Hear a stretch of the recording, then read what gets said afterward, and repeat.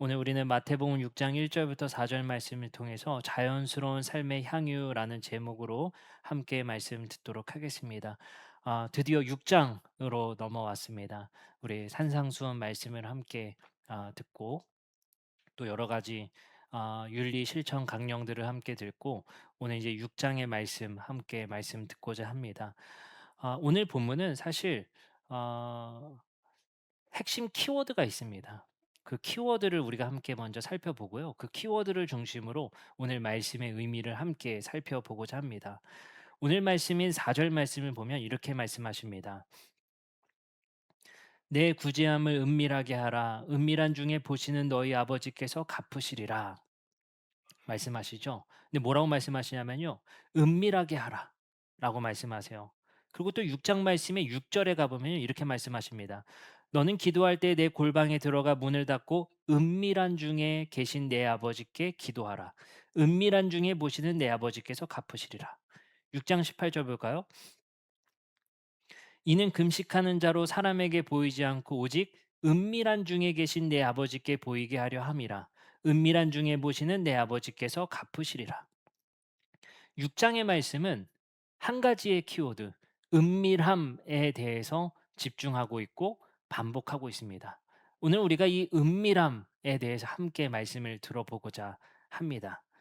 오늘 말씀은요, 사실 그렇게 어려운 내용은 아닙니다. 사람에게 보이려고 행동하지 말라는 거죠. 사람에게 보이려고 구제하지 말고, 사람에게 보이려고 금식하지 말고, 이러한 강령들을 하는데, 어떻게 하래요? 은밀하게 하라는 거예요. 보이게 하지 말고 은밀하게 하라라고 하시는 말씀입니다. 근데 오늘 말씀에 독특한 세 가지의 헬라어 단어가 반복됩니다. 그리고 그것이 세 가지의 단어가 또 가리키는 것이 있습니다. 세 가지의 단어를 한번 보려고 하는데요. 첫 번째는 사람에게 보이려고라는 의미입니다. 사람에게 보이려고의 보이다에 쓰인 헬라어는 테아테나이라는 헬라어가 쓰였어요. 이게 어떤 뜻을 갖게 되냐면요. 관객 앞에 서다라는 의미예요. 관객 앞에 서다. 이게 헬라어로 테아테나이에요. 한국 성경으로는 이렇게 번역했어요. 보이다. 보이려고 하지 말라. 자, 그리고 두 번째 단어입니다. 두 번째 단어의 특징은 어떤 의미를 갖게 되냐면요. 우리 한국말로 외식하는 자라고 번역한 단어입니다. 이것이 헬라어로 휘포크리테스라는 단어가 쓰입니다. 이 휘포크리테스는 어디에 쓰이는 단어냐면요. 연극에서 대사를 연기하는 배우를 가리키는 말로도 쓰입니다. 첫 번째 단어 테아테나이는 관객 앞에 서다라는 의미를 가지고 있고, 두 번째 외식하다의 의미였던 휘포크리테스는 대사를 연기하는 배우를 가리키는 말입니다. 세 번째 단어는 뭐냐면요. 아페쿠신이라는 상을 이미 받았다라는 의미인데요. 아페쿠신은 어디에 쓰이냐면요. 연기한 배우에게 대금을 주다라는 의미를 가지고 있어요. 이 세 가지의 단어가 오늘 본문 말씀에 쓰인 단어입니다. 근데 이 세 가지의 단어가 공교롭게도 어디에 쓰이는 단어냐면요. 연극 배우에게 쓰이는 단어예요. 연극과 연극 배우, 그리고 연극 배우가 받는 상, 요렇게 쓰이는 단어입니다. 그러면 이 말씀은 우리가 뭘 의미할 수 있냐면요. 의도적이라고 할 수 있는 거예요. 어떤 의도를 가지고 있냐면요. 너희는 연기하듯이 연극 배우처럼 사람에게 보이려고 행동하지 말라는 거야. 이게 과연 어떤 의미로서 무엇을 비판하고자 이 단어를 굳이 써서 의도적으로 말씀을 우리에게 주셨을까요? 생각해 보면 연극 배우라는 특징을 생각해 봐야 됩니다. 연극 배우가 아주 잘하는 연극 배우는 우리가 뭐라요? "야, 연기 진짜 자연스럽다." 이런 표현을 써요. 그 말은 즉슨 뭘 의미하냐면요. 연기라는 것 자체가 사실 자연스럽지 못한 행동일 때가 많습니다. 왜냐하면 연기라는 거 우리가 자연스러운 일상생활에서 일어나는 일이 아니라 내가 의도적인 행동을 하기 때문에 연기한다라는 표현을 쓰는 거예요. 그렇기 때문에 그거를 자연스럽게 할수록 정말 탑 배우가 되는 거겠죠. 맞나요, 영현자매? 그렇다는 거예요. 근데 연기라는 것 자체가 사실 부자연스러움을 안고 있습니다. 그것을 극복하는 게 너무나도 어렵다는 거죠. 그 말은 뭐냐면요. 의도적인 이 세 단어를 쓰음을 통해서 예수님은 뭔가를 비판하고 싶은 거예요. 뭘 비판합니까? 너희들이 신앙생활을 종교 생활처럼 하지 말라는 거예요. 그 말이 뭐겠습니까? 연기하는 배우처럼 살지 말라는 거예요. 그걸 다시 말하면 무슨 말이겠습니까? 자연스럽지 못하다는 거예요. 일상 속에서 묻어나오는 그런 신앙생활이 아니라 자연스럽지 못한 마치 연기하듯이 배우처럼 신앙생활을 한다는 거예요. 그러면 예수님께서는 어떻게 신앙생활을 하라고 할까요? 이렇게 말씀하십니다. 6장 3절입니다. 너는 구제할 때에 오른손이 하는 것을 왼손이 모르게 하여 은밀하게 하라는 거예요. 잘 모르게 행동하라는 거거든요. 근데 6장 3절을 우리가 곱씹어서 생각해 보세요. 너는 구제할 때 오른손이 하는 것을 왼손이 모르게 할 정도로 뭘 하라는 거예요? 자연스럽게 하라는 거예요. 자연스럽게 구제하라는 거거든요. 그럼 이 말을 우리는 곱씹어서 한번 생각해 봅시다. 누군가 주는 행동 강령에 의해서, 누군가 주는 율법에 의해서, 규칙에 의해서 이거 돼, 이거 안 돼에 의해서 부자연스럽게 움직이는 것이 아니라 너희들의 구제는 너희들의 삶에 자연스럽게 배어 나오도록 하라는 거예요. 우리의 삶의 일상 속에서 자연스럽게 오른손이 한 일을 왼손이 모를 정도로 자연스럽게 이 일을 행하라는 겁니다. 그것이 예수님의 말씀입니다. 어떻게 보면 이 말씀들을 우리가 생각해 보면 마태복음의 한 장이 생각나는 것 같습니다. 양과 염소를 나누는 이야기 속에서 예수님이 이런 말씀을 하세요. 어떤 사람에게 말씀하시죠. 너가 우편에 있을 것이다. 너가 낙원의 우편에 있을 것이다 말씀하시면서 그에게 말씀을 하셨더니 그가 뭐라고 하냐면요. 나는 아무것도 한 것이 없습니다라고 예수님께 반문을 합니다. 나는 당신 앞에서 아무것도 한 것이 없는데 왜 당신에게 상을 받아야 되고 당신의 우편에 있는지 모르겠습니다라고 반문한단 말이죠. 그것이 무슨 의도일까요? 무슨 의미일까요? 그 삶 속에 내가 했는지 안 했는지 모를 정도로 자연스럽게 그 삶의 신앙이 묻어 나왔다는 겁니다. 우리는 신앙생활한다, 예배한다, 헌금한다, 뭔가 규정 속에서 신앙생활을 이어가지만 예수님의 의도는 뭐냐면 신앙이 일상에서 묻어나오라는 거예요. 우리의 향이 교회에서만 묻어나오는 것이 아니라 일상 속에서 그 삶의 향유가 일어나라는 것입니다. 그래서 오늘 말씀의 제목을 자연스러운 삶의 향유라고 말씀의 제목을 정했습니다. 우리의 삶이 율법에 매이거나 하나님의 말씀을 지킨다라는 그 목적 의식이 때로는 우리를 너무 부자연스럽게 살게 할 때가 있습니다. 그것이 자연스럽지 못하다는 거죠. 근데 오늘 말씀은 예수님께서 하신 말씀은 그것이 너희에게 마치 연극 배우가 아니라 자연스러운 삶의 향유가 되게 하라라고 예수님께서 우리에게 가르쳐 주신 말씀이 바로 오늘의 말씀입니다. 근데 이 말씀의 주제가 꽤 중요한 것 같아요. 왜냐하면 구약 성경에서도 하나님은 이 규칙을 반복하시기 때문입니다. 이렇게 말씀하십니다. 출애굽기 25장 2절입니다. 이스라엘 자손에게 명령하여 내게 예물을 가져오라 하고 기쁜 마음으로 내는 자가 내게 바치는 모든 것을 너희는 받을지니라. 여기서 뭐라고 말씀하셨냐면요. 예물을 드릴 때 기쁜 마음으로 내라는 거예요. 이게 뭡니까? 자원하는 마음을 중요하게 여기십니다. 두 번째입니다. 출애굽기 35장 21절부터 29절의 말씀은 성막을 짓는데 사람들이 예물을 가져오는 거예요. 근데 이렇게 말씀하세요. 마음이 뭐된 자? 감동된 모든 자와 자원하는 모든 자가 와서 회막을 짓기 위하여 여호와께 드리게 됩니다. 여기서도 강조점이 뭐냐면요. 마음에 감동이 된 자, 그리고 자원하는 모든 자가 이 일을 하기를 바라는 거예요. 그러면 구약 성경에서도 매우 강조하는 건 뭐냐면요. 기쁜 마음으로 하라. 자원하는 마음으로 하라. 그 말이 뭐겠습니까? 억지로 신앙생활하거나 억지로 종교생활하듯이 규칙에 매여서 신앙생활하지 말라는 거예요. 우리의 일상의 자연스러움 같이 신앙의 자연스러움이 일상 속에서 주일 예배 속에서 묻어나라는 것입니다. 어떻게 보면 이거는 우리가 습관화되는 것 같아요. 의식화되는 것이 아니라 습관화된다는 것이 무엇이겠습니까? 우리가 무의식 속에서도 자연스럽게 신앙을 향유하는 것이겠죠. 자연스럽게 우리가 신앙이 내 몸 안에 배어든다는 거겠죠. 뭘 해야 된다라고 의식하는 것이 아니라 자연스럽게 이 신앙을 내 삶에 일으키게 되는 것입니다. 역대상 29장 9절에서는요. 다윗이 이번에는 성전을 지을 때 예물을 가져온 자들에게 하는 이야기입니다. 이렇게 말씀하십니다. 백성들은 어떻게 드렸다요? 자원하여 드렸으므로 기뻐하였으니 곧 그들이 성심으로 여호와께 자원하여 드렸으므로 다윗 왕도 심히 기뻐하니라. 근데 여기서 재미난 이야기가 이어집니다. 다윗이 이것을 어떻게 평가하냐면요. 그 뒤에 16절과 17절에 이렇게 말합니다. 우리 하나님 여호와여, 우리가 주의 거룩한 이름을 위하여 성전을 건축하려고 미리 저축한 이 모든 물건이 어디서 왔대요? 다 주의 손에서 왔사오니 다 주의 것이니이다. 다윗이 이것을 신앙적으로 어떻게 표현하냐면요. 자원하여 드린 마음은 우리의 마음이 아니라 하나님이 우리에게 주게 했다는 거예요. 하나님이 우리에게 드리게 우리의 마음을 감동시켰다는 것입니다. 그 말이 뭐냐면 의식의 차원이 아니라 하나님이 우리의 마음에 감동하여서 그것이 드려졌다라고 다윗은 고백하고 있는 거예요. 그걸 어떻게 표현하느냐? 모든 물건이 다 주님의 손에서 왔다라고 표현한단 말이에요.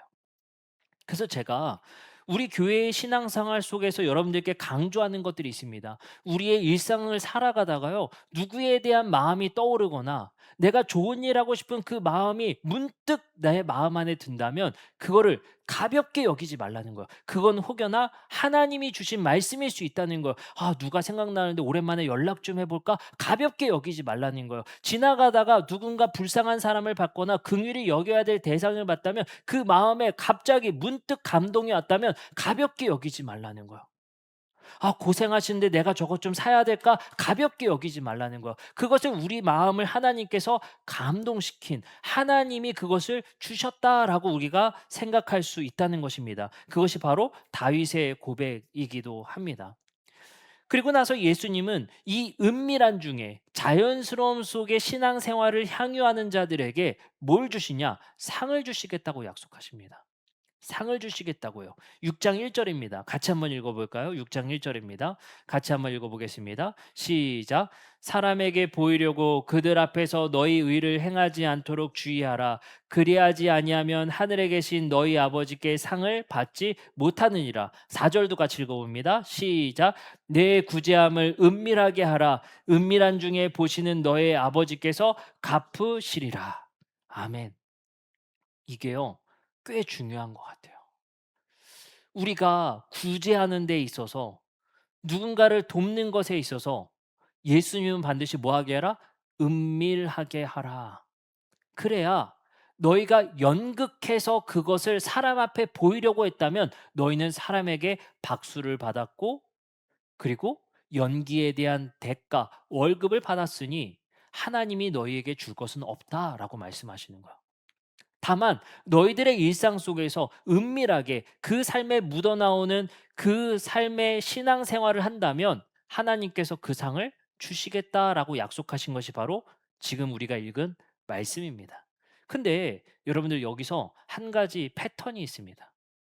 어떤 패턴이 있냐면요. 그 상을 누가 주신대요? 상을 누가 주신대요? 상을 누가 주신대요? 상을 누가 주신대요? 다시 읽어보겠습니다. 같은 의미이지만 다른 표현 다시 한번 봅시다. 6장 4절 다 같이 읽어볼게요. 시작. 내 구제함을 은밀하게 하라. 은밀한 중에 보시는 너희 아버지께서 갚으시리라. 누가 상을 준대요? 아버지. 의도적인 표현이에요. 그 상을 주시는 분을 하나님이라고 표현하지 않고 아버지라고 표현합니다. 왜 의도적일까요? 6장 6절의 말씀을 읽어보겠습니다. 너는 기도할 때에 내 골방에 들어가 문을 닫고 은밀한 중에 계신 내 누구한테? 아버지께 기도하라. 의도적으로 반복해요. 하나님이라고 표현하지 않고 누구라고요? 아버지께서 주신다는 거예요. 그 말이 뭐냐면 상의 성격이 달라지기 때문에 그래요.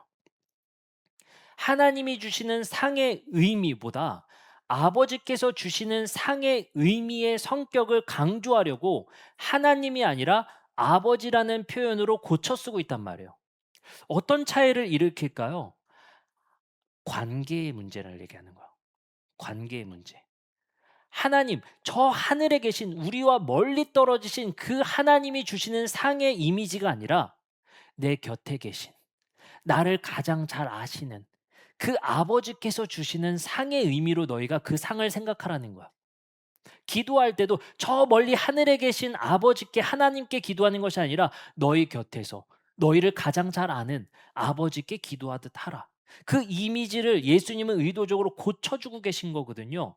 그러면 상을 주시는 아버지가 가장 자녀들을 잘 아는 아버지가 주실 상이 뭘까요? 마태복음 7장 11절에서는 그것을 이렇게 표현합니다. 다 같이 읽어볼까요? 시작. 좋은 것으로 자식에게 줄 알거든 하물며 하늘에 계신 너희 아버지께서 구하는 자에게 좋은 것으로 주시지 않겠느냐. 아버지가 주시는 이미지는요, 뭐요? 가장 적당한 거, 가장 좋은 것 주실 줄을 너희가 알라는 거예요. 그게 아버지의 성격이잖아요. 그게 아버지의 특징이잖아요. 곁에서 관찰해서 자녀에게 필요한 것, 자녀에게 유익한 것을 주는 것이 아버지라는 거예요. 그래서 다시 한번 보면 7장 11 절에 이렇게 반복해요. "너희 악한 자도 좋은 것으로 자식에게 줄 알거든 하물며 하늘에 계신 너희 아버지께서 구한 자에게 좋은 것으로 주시지 않겠느냐." 두 가지를 반복해요. 야, 이 땅에 진짜 못돼 먹은 아버지도 자식에만큼은 좋은 거 주려고 하지 않냐? 근데 하늘에 계신 그 아버지야말로 너희를 감찰하시고 너희들을 가장 잘 아시는 창조주 아버지가 너희에게 가장 적당한 것, 가장 유익한 것, 가장 좋은 것 준다라고 생각해야 되지 않겠냐라고 예수님께서 말씀하셨단 말이에요. 그러면 상을 아버지께서 주신다라는 이미지로 고쳐놓은 것은 분명한 이유가 있었어요. 뭐요? 가장 너희에게 유익한 것이 상이다. 가장 너희에게 적당한 것이 상이다. 너희들을 가장 잘 아는 분의 상의 이미지를 생각하라는 것이 의도적이라는 거예요. 이것을 누가복음 11장 13절에서는요. 아까 아버지께서 좋은 것 주신다고 했는데 이 좋은 것을 뭔지를 누가복음은 정확하게 밝힙니다. 뭘까요? 같이 한번 읽어보겠습니다. 13절 다 같이 한번 읽어보겠습니다. 시작. 너희가 악할지라도 좋은 것을 자식에게 줄 알거든 하물며 너희 하나님 아버지께서 구하는 자에게 성령을 주시지 않겠느냐 하시니라. 좋은 것을요 정확하게 여기선 표현합니다. 뭘 주셨대요? 그게 정체가 성령이었어요. 우리에게 가장 유익한 것, 가장 좋은 것, 그 정체가 성령이었다는 거야. 너희들을 가장 잘 아시는 분이 너에게 가장 좋은 상을 주실 건데 그것이 바로 성령이었다는 거야. 표정이 별로 좋질 않은데요? 아니 제일 좋은 건데. 예. 그다지 와닿진 않나 봐요. 당황스럽네요. 근데 좋아할 줄 알았는데. 근데요. 너무 좋은 선물이더라고요. 그게 너무 좋은 선물이라는 사실을 로마서 기자인 바울은 이렇게 말합니다. 8장 26절부터 27절입니다. 이와 같이 성령도 우리의 연약함을 도우시는 분이다. 성령의 선물은요, 우리의 연약함을 도우시는 선물이라는 거예요. 우리의 연약함을 채워주시는 선물이 바로 성령입니다. 그리고 말씀하십니다.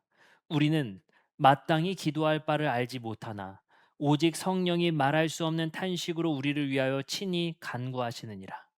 마음을 살피시는 이가 성령의 생각을 아시나니 이는 성령이 하나님의 뜻대로 성도를 위하여 간구하심이니라. 이게 무엇을 얘기하냐면요. 26절과 27절에 성령도 성령은 우리의 연약함을 도우시는 분으로 말하고 있는데요. 27절에 이어서 이렇게 말해요. 하나님은 마음을 살피신다. 그 두 가지가 연결되거든요. 이게 뭔 줄 아세요? 여러분들? 성령은요. 마음의 문제를 해결하시는 분으로 등장하는 거예요. 연약함이 무엇과 관련된 있는 줄 아세요, 여기서? 육신의 연약함을 말하는 게 아니에요. 마음의 연약함을 도우시는 분이라는 거예요. 왜요? 하나님이 우리의 마음을 살피고 계시고 우리의 마음의 연약함을 살피고 계신데 그 연약함을 도우시기 위해서 성령을 우리에게 선물로 주셨다는 거예요. 저는 이게 우리에게 너무 크고 좋은 선물이라는 사실을 깨달아지게 됩니다. 왜요? 풍요는 마음의 문제이기 때문에 그래요. 결핍은 마음의 문제이기 때문에 그렇습니다. 중요한 것은 마음의 문제라는 사실을 예수님도 사도 바울도 우리에게 알려주고 계시다라는 사실입니다. 여러분들 생각해 보니까요. 이 말씀을 곱씹어서 생각해 보니까요. 아버지가 자식에게 주고 싶은 상을 제 생각으로 아버지 된 여러분들 생각으로 해 봤으면 좋겠어요. 손주들이 어떤 걸 가졌으면 좋겠어요? 내가 바라는 하민이와 하준이가 뭐를 가졌으면 좋겠어요? 저는요. 베풀 수 있는 마음, 마음의 풍성함, 마음의 넉넉함을 소유했으면 좋겠어요. 너무 가식적인가요? 그게 다 아버지 된 마음 아닌가요? 우리 아이들이 나눌 수 있는 마음을 좀 가졌으면 좋겠고, 우리 아이들이 결핍이 아니라 풍성한 마음을 가졌으면 좋겠고, 풍족한 마음을 가졌으면 좋겠잖아요. 여러분들 아이들 손주들 보면서 정말 아기 때 생각해 보세요. 그저 건강했으면 좋겠고 그저 마음이 넉넉했으면 좋겠고 마음의 문제를 우리는 대부분 이야기합니다. 어릴 때 이런 사람들 있나요? 뭐 2 살, 3살 이렇게 자라는데 "아유 우리 아이가 정말 재산이 넉넉했으면 좋겠습니다." 이런 뜻을 구하는 사람 많지 않을 겁니다. 우리 아이들의 마음의 문제가 건강했으면 좋겠는 게 우리 아버지들의 마음, 우리 할아버지, 할머니들의 마음일 거예요. 우리 어머니들의 마음일 거예요. 마찬가지입니다. 아버지가 주시는 상이 마음의 문제와 직결됐음을 오늘 본문 말씀을 통해서 알 수 있는 것입니다. 우리가 은밀한 중에 구제한다면 뭘 주겠다는 거예요? 마음의 풍족을 주시겠다는 거예요. 마음의 만족을 주시겠다는 거예요. 여러분들 아무리 말이 벌어도 결핍이 있다면 그거 의미 없다는 사실을 우리는 너무나도 잘 알고 있습니다. 근데 우리는 그 마음의 그 뭔가 허전함, 부족함, 무엇을 채워야 될까? 무엇으로 채워야 될까? 유대인들은 이렇게 생각했다는 거예요. 박수로 채웠다는 거예요. 인정받음으로 채웠다는 거예요. 그게 지금 시대의 자화상 아닙니까? 사람들에게 인정 욕구가 얼마나 지금 우리에게 중요한 가치로 자리 잡았습니까? 사람들에게 인정받고자, 사람들에게 박수받고자 삶을 살아가고자 그것이 목적이 되는 사람들 얼마 많습니까? 그게 얼마나 무섭냐면요. 그 인기 떨어지면, 그 명예 떨어지면, 그 인정 떨어지면 자살하는 사람들 얼마나 많습니까? 그것이 삶의 이유였기 때문 아닙니까? 그것이 악이 우리에게 충동하는 굉장히 중요한 가치가 되고 있지 않습니까? 지금 시대일수록 더 그것이 강한 것 같습니다. 인정 욕구. 유대인들이 그랬다는 거야. 마치 연극 배우가 사람들에게 박수 받으려고 관객에게 호응을 얻으려고 연기하듯이 구제를 일으켰다는 거야. 그러니 뭐가 풍성해지지 못해요? 마음이 풍성해지는 것은 받지 못한다는 거야. 늘 그들에게는 사람들에게 박수는 받지만 인기는 끌었지 못하지만 끌었을지 모르겠지만 그들이 채워지지 않았던 허전함, 공허함. 이거는 이 말씀을 전해 주셨던 예수님의 시대나 지금 우리나 똑같은 것 같아요. 가끔은 TV에 나오는 연예인들을 보면 참 안타까울 때도 있습니다. 뭐 그들의 삶은 그들이 평가하겠지만 제가 봤을 때는 안타까움이 있어요. 우리 삶이라는 게 나이가 들면 우리의 외모도 자연스럽게 늙어가지지 않습니까?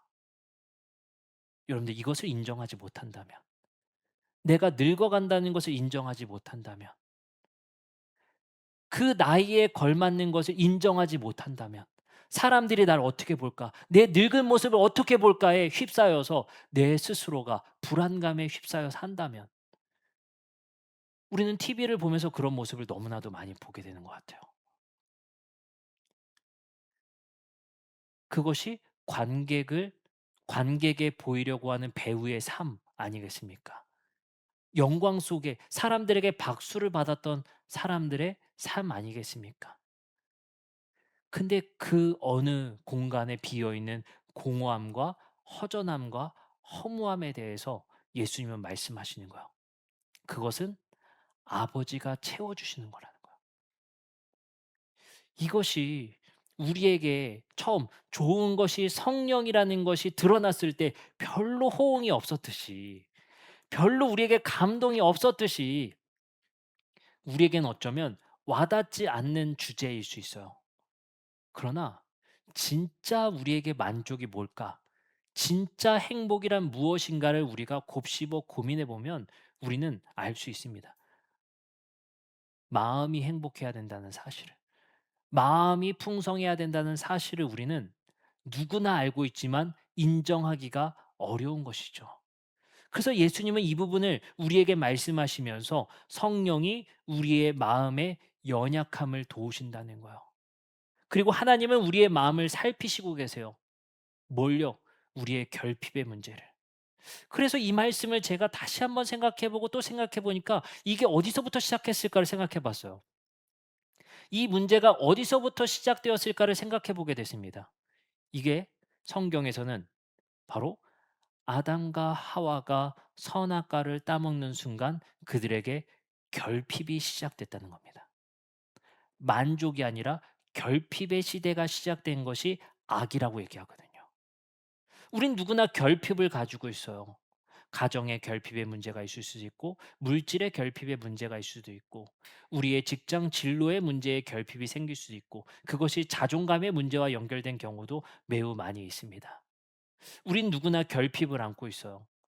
근데 에덴의 첫 시작을 생각해 보세요. 결핍이 아니라 풍요의 시대, 만족의 시대였습니다. 그러나 그들이 선악과를 따먹자 결핍의 시대가 시작됐다는 것이 무엇입니까? 너희가 이제 땀을 흘려 일해도 일한 만큼 벌지 못할 거라는 거예요. 유한함의 시대의 삶을 살아가게 됩니다. 예수님께서 그래서 이렇게 말씀하시는 거예요. 너희와 다르게 이방인들은 늘 이걸 구하더라. 무엇을 입을까? 무엇을 마실까? 무엇을 먹을까를 구하더라는 거예요. 그 모든 문제가 뭡니까? 결핍의 문제라는 거예요. 예수님은 여기서 결핍의 문제를 해결하는 굉장히 중요한 주제로 말씀하신 것이 무엇입니까? 구제와 구제 속에 드러나는 하나님이 우리의 마음에 부어주시는 만족, 풍성함을 우리에게 그 해결책으로서 주시는 거야. 결핍은 어떻게 해결할 수 있을까요? 이 결핍의 문제는 어떻게 해결할 수 있을까요? 예수님 말씀하시는 거예요. 나눠라, 베풀어라. 하나님이 너희의 마음에 풍성함을 주실 것이다. 그래서 이것을 우리는 헌금이라는 표현이라고 쓰지만 구제라는 표현을 쓰지만 이것이 일상 속에서 우리의 삶에 나눔과 베품의 삶이 묻어나올 때 자연스럽게 이 일들이 우리의 삶에 일어날 때 우리의 마음에 뭘 주신다는 거요? 풍요로움을 성령을 통해 우리에게 채워 주시겠다는 거예요. 아멘을 좀 했으면 좋겠어요. 이럴 때 이런 타이밍에는 이게 굉장히 중요한 이야기잖아요. 그래서 여러분들 '아 나 헌금해야지. 아 나 사람 도와야지. 아 그러라고 했지.' 이렇게 하라는 게 아니에요. 이거는 우리의 결핍의 문제를 넘어설 수 있는 매우 중요한 하나님이 주신 규칙입니다. 그럼 제가 이걸 돌아보니깐요. 이게 하나님이 "나 더 받을래. 야 니네 나한테 좀 바쳐 봐." 그게 아니었던 거예요. 뭡니까? 그래야 너희가 가지고 있는 결핍의 문제가 해결되는 거야. 너희가 그 손을 쥐고 살려는 그 삶이 해결되는 거야. 만족하지 못해서 너희들 서로 비교 의식 속에 살아가는 그 삶이 해결되는 거야. 옆 사람 때문에 내가 상대적 박탈감에 괴로움 속에 살아가는 그 마음이 해결되는 거야. 지금이 이 문제가 얼마나 심각합니까? 심지어 외국에서는 이제 초등학교, 중학교 학생들에게는 SNS를 금지시킨다는 거야. 가장 행복도가 높았던 그 나라에 조차도 SNS가 들어가고부터 행복도가 떨어지기 시작했다는 거예요. 왜요? 원래는 남의 삶을 그렇게 들여다보지 않거든요. 근데 SNS를 통해서 남이 자랑하는 수많은 사진 속에 우리는 늘 매여 사는 거야. '왜 나는 저렇게 못 살지? 저 사람은 취미 생활도 저렇게 많이 하는데 저 사람은 여행도 많이 다니네. 근데 나는 이게 뭐야? 나는 왜 이렇게 살지?' 이런 비교 의식을 자연스럽게 우리의 삶에 일어나게 만든단 말이에요. 이게 우리 안에 결핍으로 남아 버려요. 근데 하나님이 말씀하시는 거예요. 우리 인간이 가지고 있는 이 결핍의 문제는 하나님이 부어 주시는 그 풍성함, 너희가 베풀 줄 알 때, 너희가 나눌 줄 알 때 일어나는 그 풍족과 풍성한 마음을 하나님이 부어 주심으로 너희는 무엇을 먹을까? 무엇을 마실까? 무엇을 입을까에 전전긍긍하는 삶을 넘어서라고 우리에게 말씀해 주시는 것입니다. 그래서 저는 우리 아이들에게 우리 자라나는 아이들에게 더 베풀 줄 알을 가르쳤으면 좋겠어요. 나눌 줄 아는 것을 가르쳐야 합니다. 도울 줄 아는 그 여유를 가르쳐야 합니다. 왜요? 그래야 세상이 주지 않는 그 평안과 행복을 하나님이 주시기 때문에 그래요. 놀라운 구제와 놀라운 도움을 통해 하나님이 우리 아이들의 마음 안에, 우리 성도님들의 마음 안에 세상이 누리지 못하는 행복을, 그리고 세상이 누리지 못하는 마음의 풍요로움을 하나님이 부어 주실 거라 믿습니다. 이제 우리 함께 찬양하고 기도하는 시간 갖도록 하겠습니다.